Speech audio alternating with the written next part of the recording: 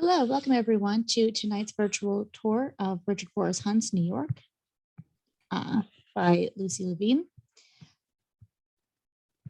We have, in addition to tonight's tour for our winter virtual programming, Preservation School is back. We have Windows on the Bowery, 400 Years of New York City's Oldest Streets on January 19th, Challengers in Cellar and Basement Use in New York City on January 25th, and Planning NYC, January 26th. All the information, as always, can be found on our website, hdc.org, and all of our previous preservation schools are available to watch on our website as well as our YouTube channel, in addition to plenty of other virtual walking tours and all of our Bronx Borough talks. So you should go check those out. We have a lot up there. If you are not receiving our event emails, please go to hdc.org and sign up for the programs list, or you can contact me, Michelle Arbulu, MARBULU @hdc.org. Thank you very much. And with that, I will hand it over to Lucie.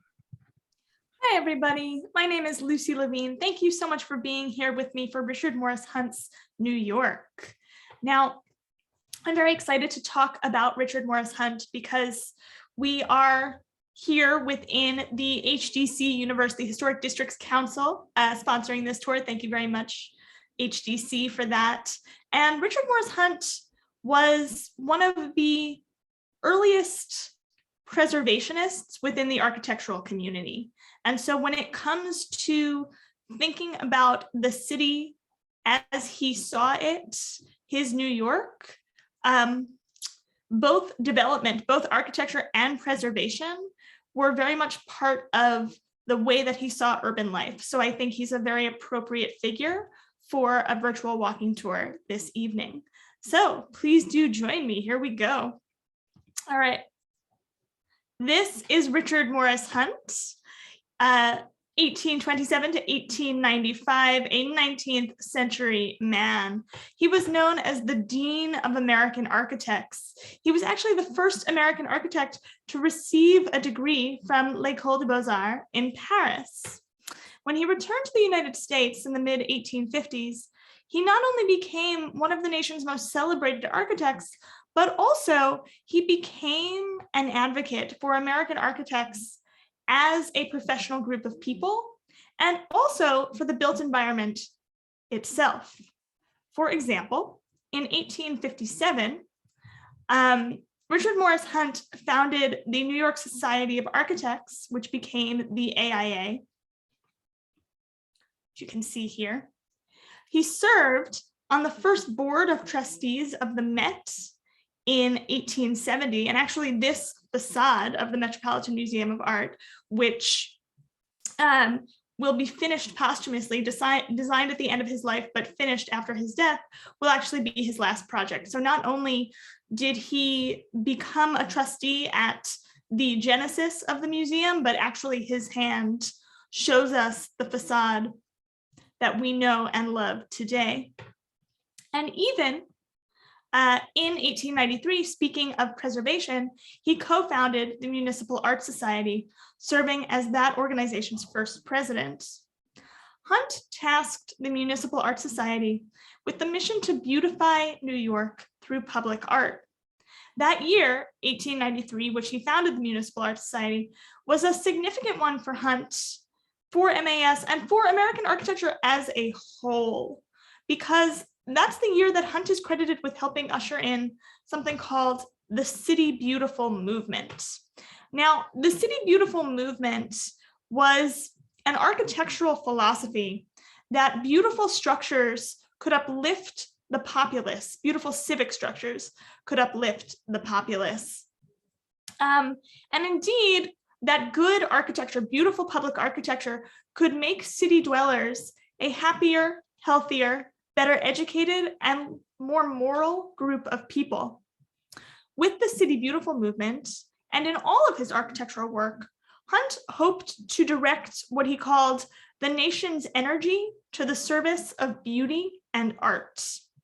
Now, when we look at Hunt's background, it's not surprising to see that both the nation's energy, right, service of the nation's energy and beauty and art are really going to be the two major forces of his career, both art and public service. Why?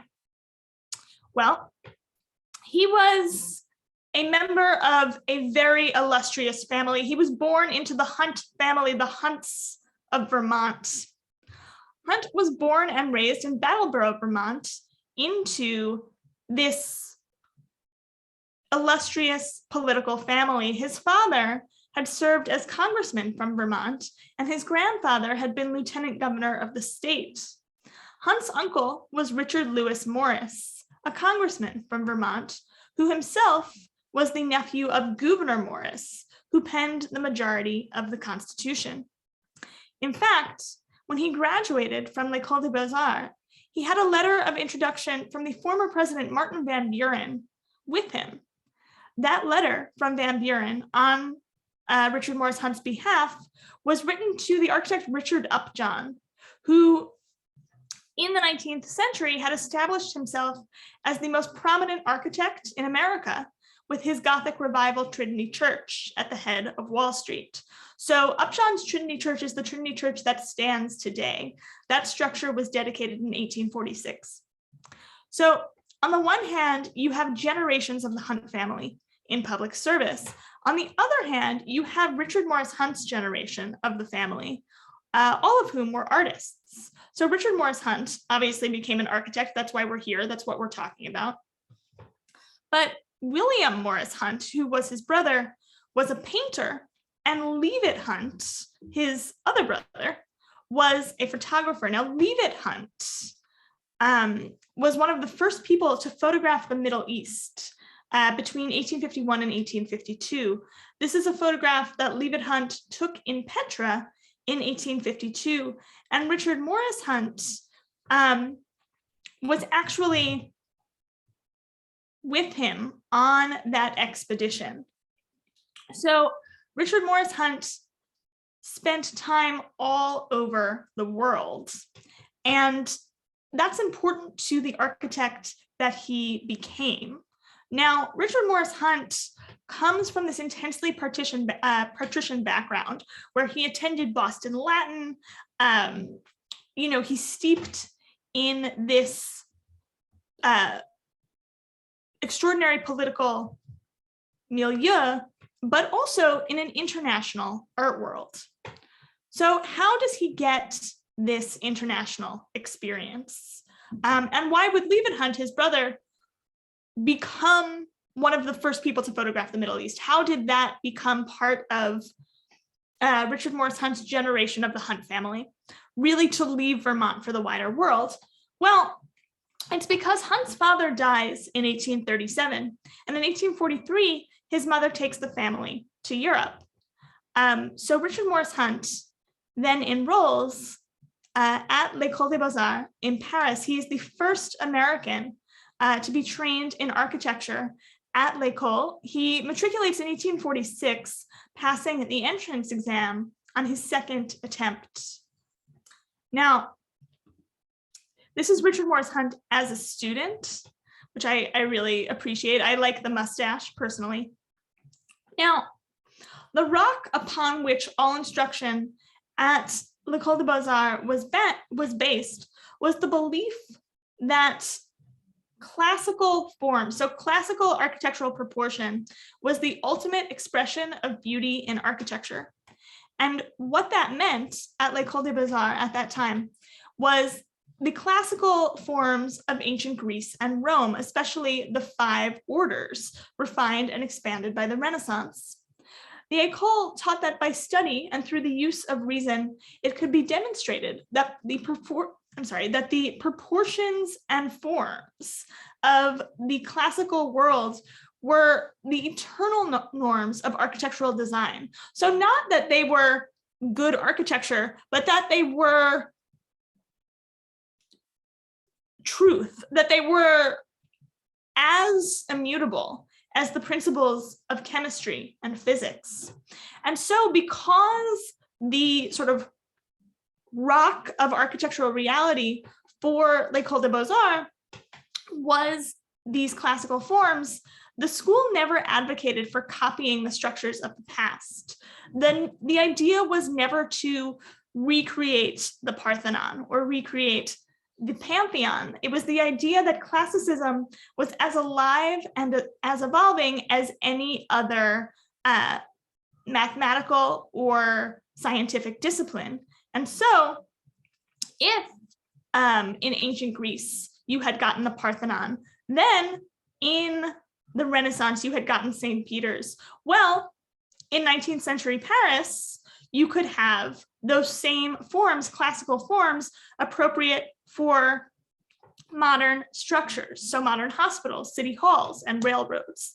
That was what was being taught at the Ecole during Richard Morris Hunt's time as a student. And this notion of classical forms being appropriate for modern or modern of the moment architecture was very much in evidence when Richard Morris Hunt was in Paris, because Paris was very much under construction at that time. The German poet Heinrich Heine was also in Paris at the same time that Richard Morris Hunt was studying there. And Heinrich Heine remembered that at that time, quote, everywhere there are construction sites for new buildings and even whole new streets. The Tuileries and the Louvre reverberate with the sound of constant hammering. And interestingly, Richard Morris Hunt himself was part of that building boom. He was part of that hammering. This brings us to Richard Morris Hunt's student work, the Louvre. This is true. At L'École des Beaux-Arts, Richard Morris Hunt studied under Hector Martin Lepuel, who was best known for completing the Louvre. In fact, Lepuel brought Hunt onto the project, and Hunt designed what you see here. This is the Louvre's library pavilion. Now, in New York, Richard Morris Hunt would go on to design the central facade of the Met, which I showed you, which was finished after his death. That project was completed in 1902. And I think it's a very interesting coda because we have his first and his last projects. His first project as a student, and then his last project, even following him beyond the grave, are the two most iconic museums in the world, the Louvre and the Met. Now, speaking of iconic spaces, this is the United States Capitol. When Richard Morris Hunt returned to the United States in March of 1856, he took a position with the Capitol architect Thomas Walter to help expand the building. That project added the dome and the north and south wings of the building. So I want you to understand, Richard Morris Hunt's student work is the Louvre. His first project as a practicing professional architect is the United States Capitol. Okay, he came in hot, all right? He came out swinging. Now, these two spaces, the Louvre and the Capitol, define at the very beginning of his career those two strains of his life, which are going to be art and public service, art and the democratic ideal, which will lead him finally to the City Beautiful movement, to define what that movement would become, which is the notion that beautiful civic structures can uplift the populace, right? And it comes out of his study at the Ecole. It comes out of his heritage as a scion of a political family, right? Art and beauty on the one hand, civic participation on the other, right? That's why he founds the AIA. That's why he founds MAS. Okay, but not only is he founding organizations, he's also creating for the first time building types that we think of as indicative of our city and iconic in our city. So when Richard Morris Hunt arrives in New York in 1857, he actually lives here. He lives and works out of NYU's University building on Washington Square South. He did not design this. This is Town, Davis, and Dakin. It was built in the 1830s. It was demolished in the 1890s, demolished 1894. This no longer stands. And why? Why was Richard Morris Hunt living and working out of the NYU University building? Well, it's because when he arrived in New York, there were no dedicated purpose-built artist studio spaces, not only in the city, but the entire country. There were no artist studio spaces in this country until Richard Morris Hunt himself designed one, which he did on 10th Street. Richard Morris Hunt's 10th Street studio was the first and prototypical artist studio building in the United States of America. He built it at 51 West 10th Street between 1857 and 1858. It would stand until 1956. And in that century, it served as studio space for everyone from John Lafarge to Winslow Homer to Khalil Gibran. Okay, and in many ways, it made Greenwich Village into the artist's hub that we think of it having become. So when we think of the history and the iconic idea of the village as an artist's haven, in many ways, we can owe that identity to Richard Morris Hunt and the 10th Street Studio. But we can owe, and we can speak about the legacy of the 10th Street Studio even beyond the notion of an artist's haven, which is that before the 10th Street Studio served as space for John Lafarge or Winslow Homer or Khalil Gibran, it served Richard Morris Hunt himself. It served as Hunt's own studio and also as the first architectural training in the nation, which Hunt himself created there. So speaking of firsts, this structure also introduced for the first time to New York City the Neo-Grec style, a style in which French architecture aimed to give a rational articulation even to the simplest of facades. The Neo-Grec is something that was very much in vogue at L'Ecole des Beaux-Arts at the time that he was there, and very much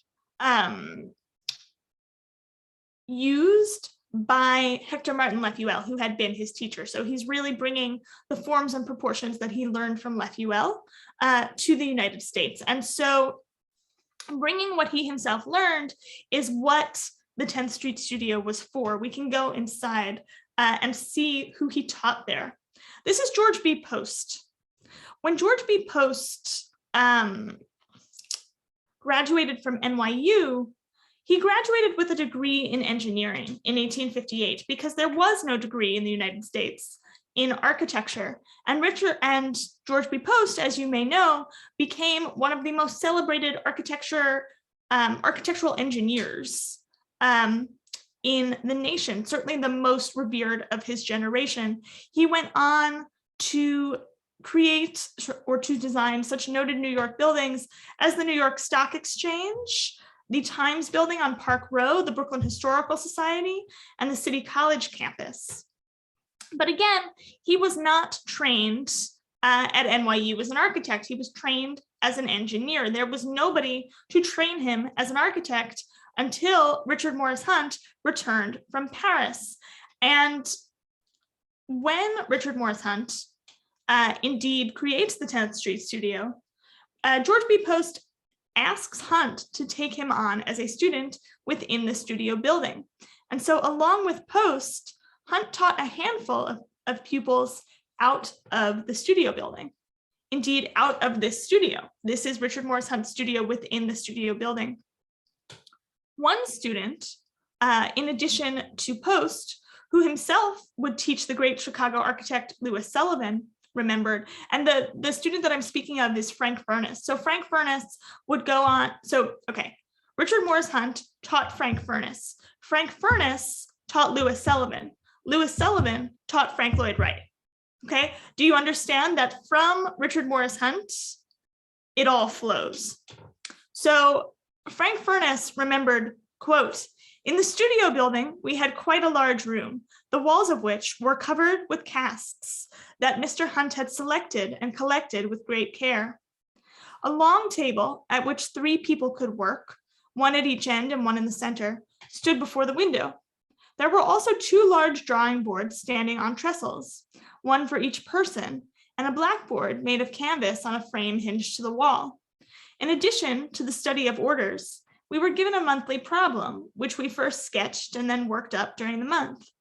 If the work was not finished in a month, he gave us another problem. But that which he declared to be the most important was to draw, sketch, sketch, sketch. If you can't draw anything else, draw your boots, it doesn't matter. It will ultimately give you a control of your pencil so that you can more readily express on paper your thoughts in designing. The greater facility you have in expressing these thoughts, the freer and better your designs will be. So again, Richard Morris Hunt was a practical teacher, right? Draw, sketch, sketch, sketch. And that being the thrust of his instruction. And George B. Post remembered what he called the inspiring nature of Richard Morris Hunt's instruction. Another student who joined the studio as Hunt's pupil in 1859 was William R. Ware. In 1866, Ware established the United States' first professional school of architecture at MIT. In 1881, he set up a similar school at Columbia. He gave the credit to Hunt. He said, "Everything that has been done at the Institute and at the college has followed the whole scheme of the Ecole. It was all," he said, "a direct outcome of the 10th Street studio." It was through his studio and his students that Hunt he helped to turn architecture into a respectable profession in the United States on the order of a career in law or medicine. And as I mentioned, when we're talking about the legacy of the 10th Street studio, we're not only talking about a legacy to the built environment, which is the physical structure of a studio apartment, which this was, which did not exist as a purpose-built studio apartment anywhere in the United States before Hunt created this. And so we have that legacy. We also have the legacy of architectural education, which did not formally exist in the United States before Hunt brought the Ecole model to New York City at the 10th Street studio. And as I mentioned to you, taught Frank Furness, who taught Louis Sullivan, who taught Frank Lloyd Wright, right? The idea of generations of American architects benefiting from and learning really directly out of this legacy.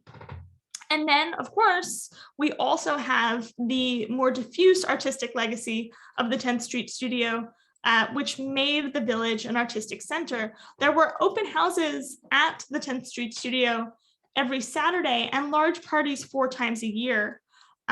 So those parties attracted such people as John Singer Sargent, Henry James, and Stanford White. And so I want you to understand, though, that when it comes to helping to define the city and the mood of the city, so an artist's haven over here, another neighborhood over there, I want you to understand that Richard Morris Hunt not only created the first artist studios in the country, he also created the first true apartment building in New York City. And what is more indicative of our city than the apartment building? These are the Stuyvesant apartments, 142 East 18th Street, completed between 1869 and 1870, demolished 1957.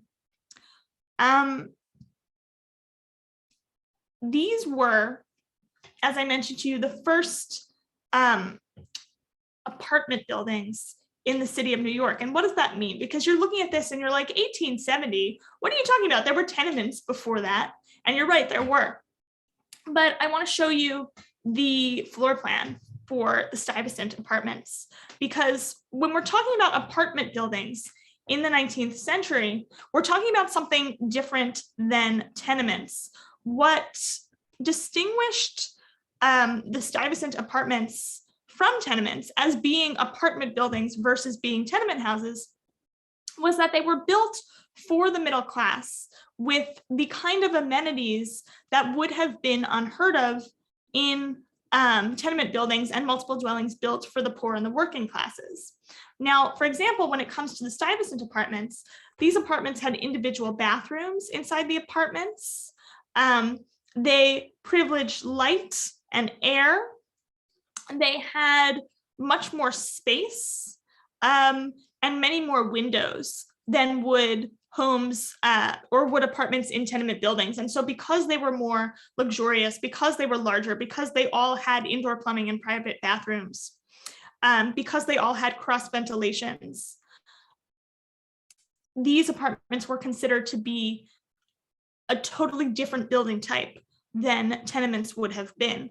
And so what's interesting to me is that when we think about history and how it overlaps with individual lives, and how individual lives overlap in a city or even in a nation, I want to tell you that Calvert Vaux lived in the Stuyvesant Apartments. Now, Calvert Vaux, you may recognize that name. I'm sure everybody who's a fan of HDC does. Calvert Vaux was the partner of Frederick Law Olmsted as a landscape architect. Calvert Vaux worked with Olmsted, and together they designed Central Park and Prospect Park and Fort Greene Park and Riverside Park, you name it. So whenever we think of the great green jewels of space in our city, we can think of Calvert Vaux. But interestingly, when it comes to the work of Richard Morris Hunt, I showed you the Capitol building. I want you to know that Calvert Vaux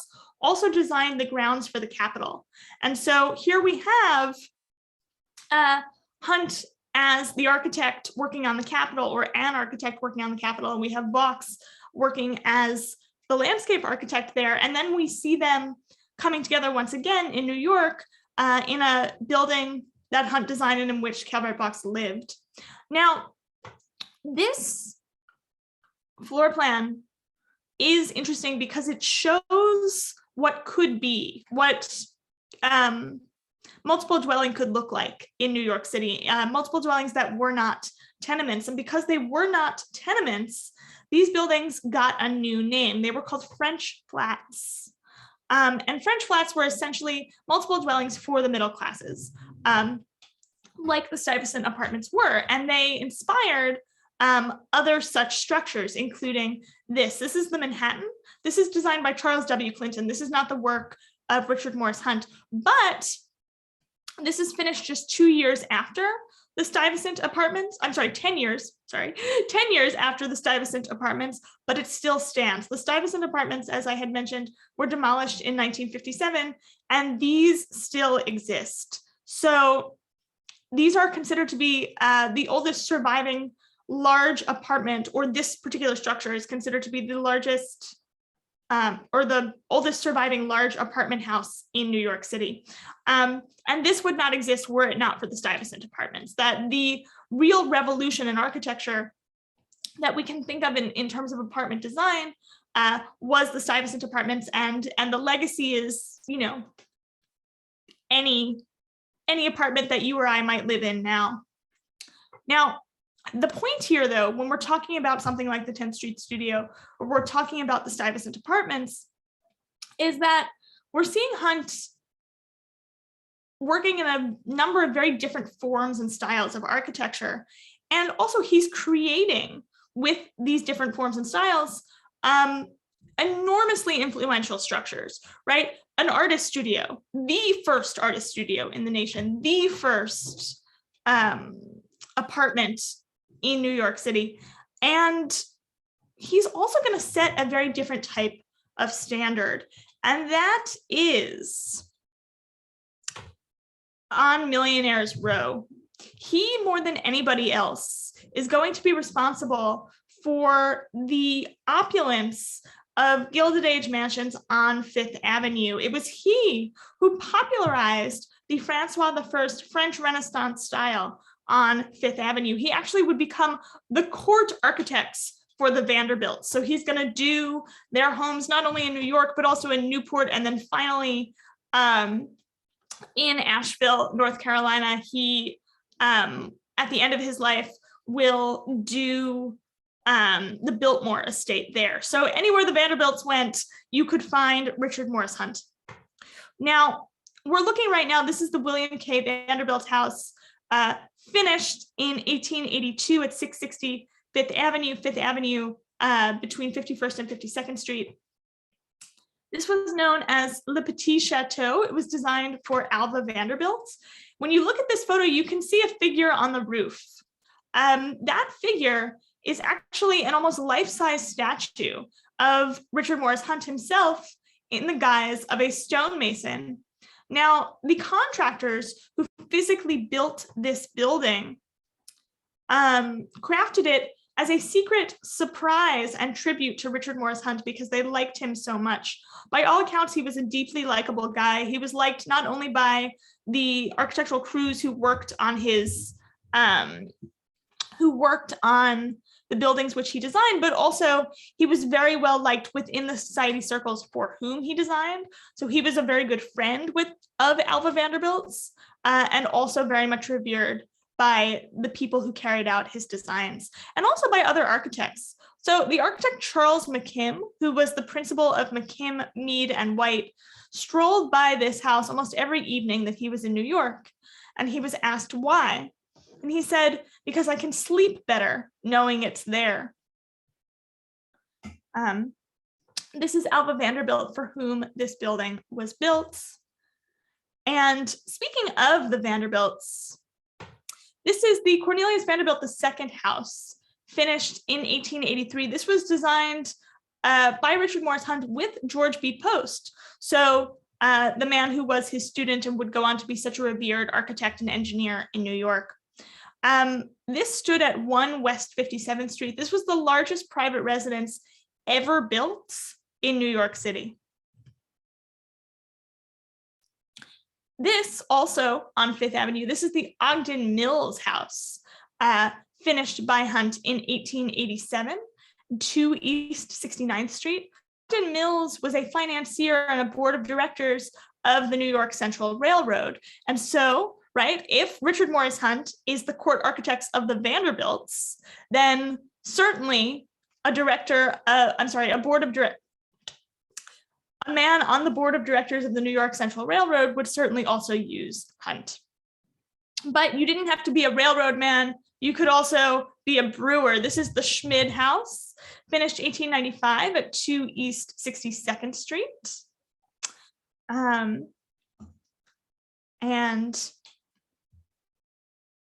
this is the Elbridge Gerry Mansion, also designed by Hunt and finished 1895.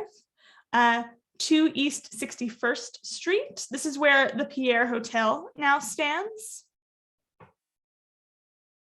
And this is my favorite. This is the Caroline Schermerhorn Astor House at 65th Street, finished in 1896. This is where Temple Emmanuel is now.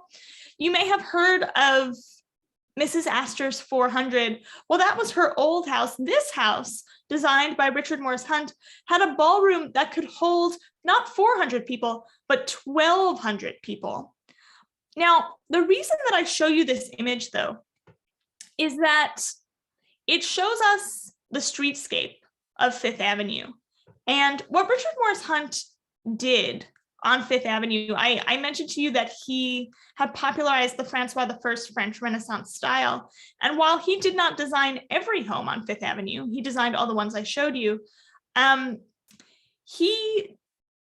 His influence when it comes to the Francois I, the French Renaissance style, created something in New York, which is that he created a streetscape, right? And we can see that every single one of these mansions is unique. And so there is a lot of eclecticism here, but the repeating refrain of the Francois I style actually offers a corner tower that anchors buildings to the corner and creates a cohesive streetscape.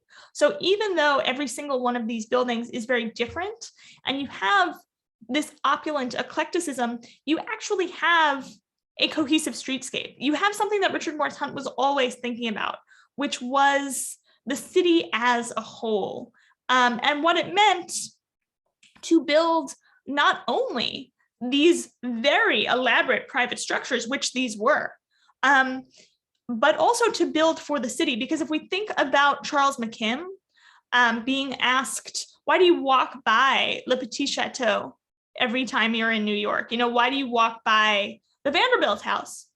And his answer being, I can sleep better knowing it's there.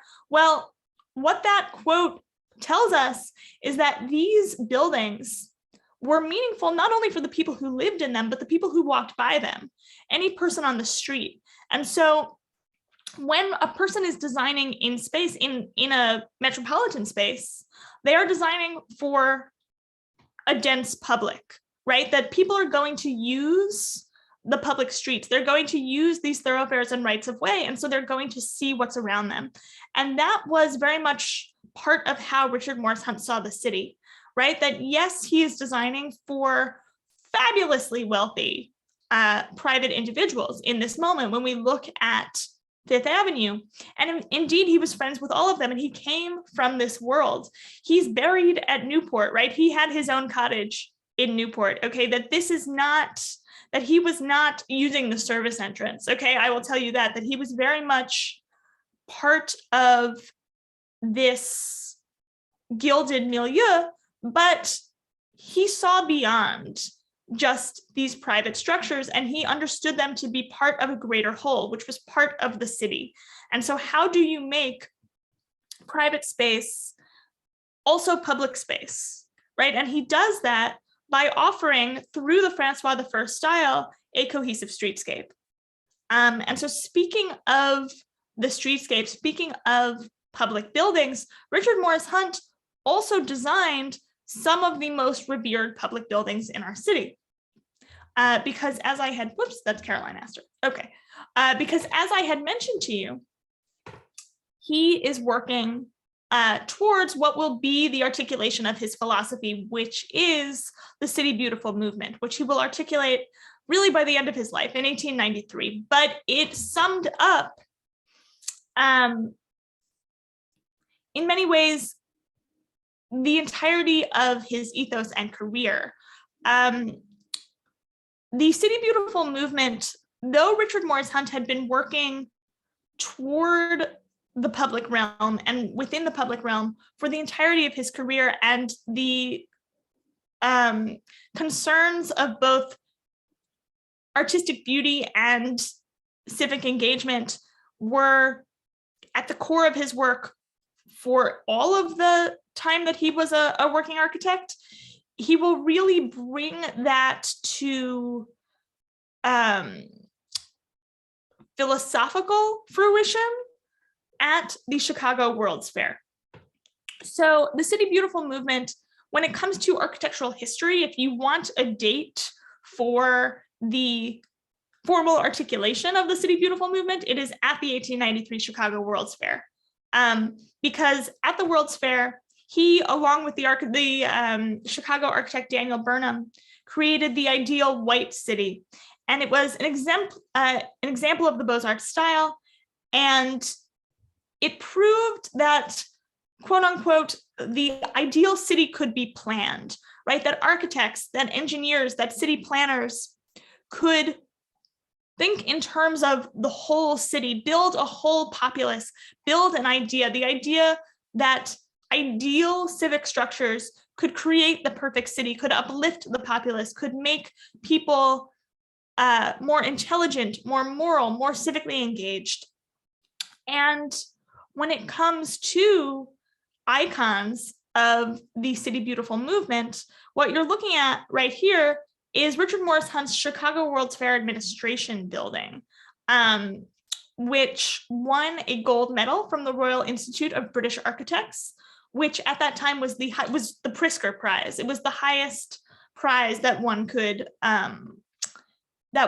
earn in architecture. That this was considered to be the absolute exemplar of the Beaux-Arts style. That he had taken the notion of classically proportioned civic architecture and brought it to its apotheosis here in this building.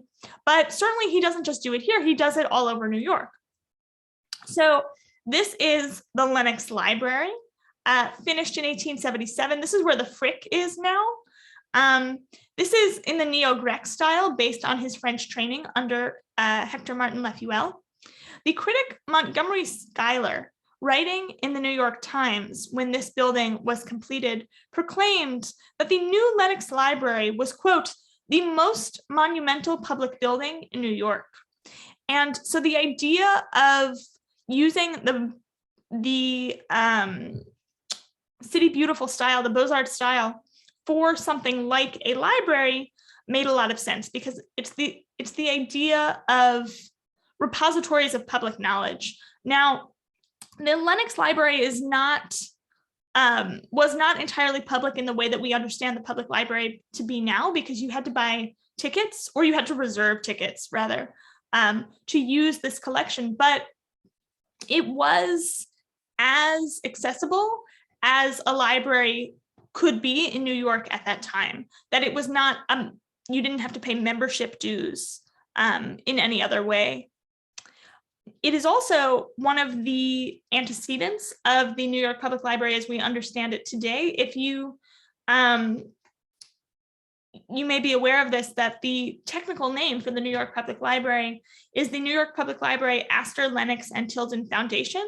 And it's because the Astor Library on Astor Place and the Lenox Library, which was here, together with money from the Tilden Trust from Samuel Tilden's will, came together May 23rd, 1895, to form the New York Public Library. I know the date because that date is my birthday. I share my birthday with the New York Public Library, and I'm very proud of it. Okay, anyway, so we have the Lenox Library designed by Hunt. We also have, this is the Tribune building, 154 Printing House Square. This was finished 1875. This was the second tallest building in New York City, behind Trinity Church. And this was very much in the City Beautiful mode, in the sense that the City Beautiful was articulating the values of the Republic, right? That it was in many ways a teaching kind of style, that it was the idea that civic values could be taught through architecture. So what did it mean to be an American? Cities look the way that they do for a reason. Architecture is always ideological, okay? And so the notion then of the Tribune building being the second tallest building in New York behind Trinity Church, well, think about the First Amendment, right? Freedom of religion, freedom of speech, freedom of the press, freedom of assembly, okay? Like, those are the freedoms guaranteed to us in the First Amendment. And so if we have the tallest structure in New York being Trinity Church, okay, freedom of religion, great, that's an American value. The second tallest structure being this, the Tribune building, okay, freedom of the press, that's an American value, right? The idea of architecture teaching us what it meant to be American, teaching us what it meant to take pride in our civic discourse, what it meant to be part of a literate, learned, engaged public, that architecture would teach us this and teach us how to be part of that public.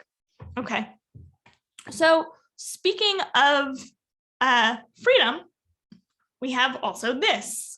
This is, as you know, the Statue of Liberty, inaugurated 1886. Now, Auguste Bartholdi designed the statue itself, but Richard Morris Hunt designed the base. And Bartholdi called the base a fortress of liberty.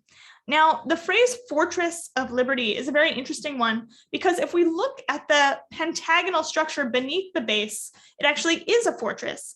This pentagonal structure at the bottom was built as a fortification in New York Harbor for the War of 1812. And so we have this question then of, what does liberty mean? Whom or who is protected under this value of liberty? Liberty for who, right? Give me your tired, your poor, your huddled masses yearning to breathe free.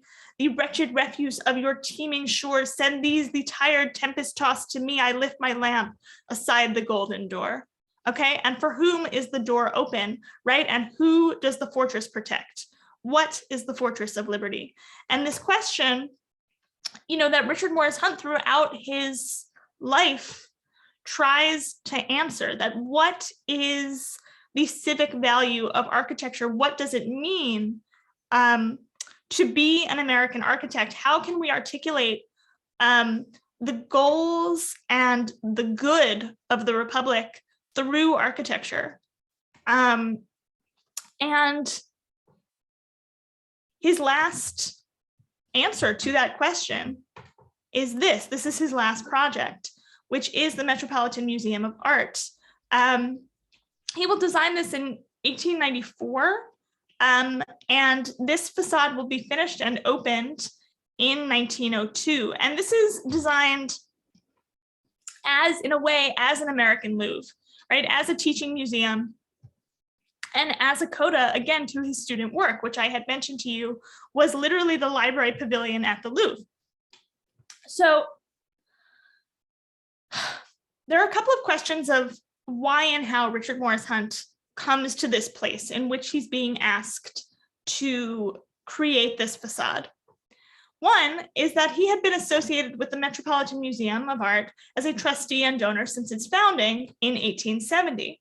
Another is that the president of the Metropolitan Museum of Art in 1890 was a man named Henry G. Marquand.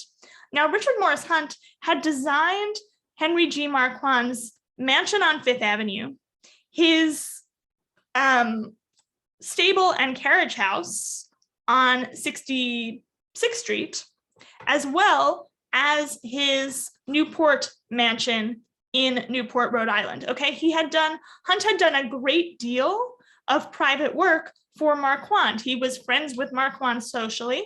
And so Marquand turned to him and appointed him the museum's architect. Okay, and that's going to be true in Richard Morris Hunt's life over and over and over again, that his private work is very often going to lead to his public work, that has this ability to offer extraordinary private structures to people like the Vanderbilts, to people like Henry Marquand, and in doing so, gains their trust to then sort of be tapped to do these extraordinary public structures. And Richard Morris Hunt never sort of eclipsed one for the other or tried to pretend that he was, only in it for the public good, or that, that there was anything wrong with being the court architects for the Vanderbilts. He never shied away from that. That's who he was. That was what his cultural background was. Those were who his friends were, and he made a great deal of money doing that, but also it gave him entree. In a way, it gave him the keys to the city, and you can see it here, which is that he then is tapped to bring his vision for the city to fruition, which is this City Beautiful structure. And what's interesting to me is that the Met, as Hunt, I think, envisioned it, was an enlightening and inspiring structure because it was the idea that anybody could walk up the stairs, that anybody could enter the museum, that anybody could experience what the Met had to offer. And there has been a great deal of question around the policy of the museum that was instituted a couple of years ago, which is that people who are coming from out of town now must pay $25 to enter the museum, that it's no longer a suggested donation for everybody. But when we think about the museum that Hunt was designing, that he wanted to offer, was a truly public space, right? That anybody could walk up the stairs. And I think that that was the goal of the City Beautiful, that it was a palace for the masses, right? That you didn't have to be a Vanderbilt, that you didn't have to be Henry G. Marquand. And certainly Richard Morris Hunt could do that and did. He could design for the Vanderbilts, but he didn't have to, right? That he could design absolutely for the public as well, and did with the same gusto, okay? With the same kind of care. And you can see that extraordinary beauty. And so when we think of Richard Morris Hunt on Fifth Avenue, I showed you all of his Gilded Age mansions, but I want to end here, which is the Richard Morris Hunt memorial designed by Daniel Chester French. And this memorial, we have Hunt in the center, but we also have an allegorical figure. And the figure on the right is actually holding a replica of the World's Fair Administration building that Hunt had designed for the 1893 Chicago World's Fair, at which he sort of typified the City Beautiful movement. And I think that's really meaningful because when we think of Hunt in New York, so many of his private structures, those Gilded Age mansions on Fifth Avenue are gone, but what endures, what remains? Well, it's his civic work, right? It's the Met, okay? It's the base of the Statue of Liberty. It is the legacy of Artist Studio, or literally it is the apartment building. If you live in an apartment, you can thank Richard Morris Hunt, and so the idea of what he saw for the city, what his vision for the city was a public and an enduring one. And also the idea of training architects in the practical notion of draw, sketch. If you can't draw anything, draw your boots, right? It's the idea of being able to articulate one's ideas on paper, the idea of getting it out of one's head and making it a reality. And I think in so many ways, Richard Morris Hunt had a vision for the city that he was able to really take out of his head and make reality. And the city that we live in, very much shaped to this day by Richard Morris Hunt, and certainly the architectural profession in America as well. And because we're here as preservationists, he really found what was and will be, the oldest preservation organization in the city. So when it comes to the work we do now, so much of what we do, we can look back to the leadership of Richard Morris Hunt. So that's what I have for you this evening. Thank you so much. I would love to answer any questions you may have. I will stop sharing my screen so we can chat. And also I'll hop into the chat to see if there's anything there.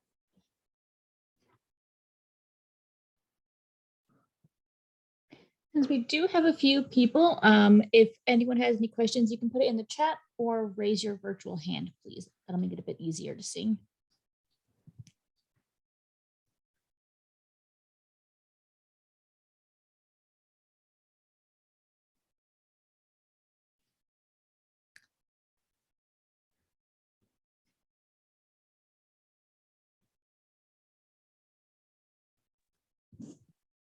Thank you, Karen. Yeah, what a nice comment. Thank you very much, Karen. Anything else?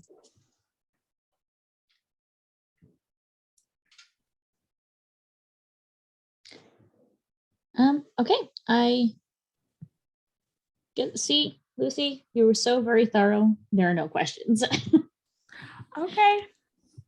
Well, thank you so much. Thank you, Lucy. This was great. As everyone can see, it has been recorded, so it will be available on our YouTube channel along with all of our other videos. And as I mentioned at the beginning, we have our preservation schools coming up, so please check our website and join us for those. And everyone stay warm and stay safe. Thank you for joining us. Have a good night. Thank you. Bye. Bye, Lucy.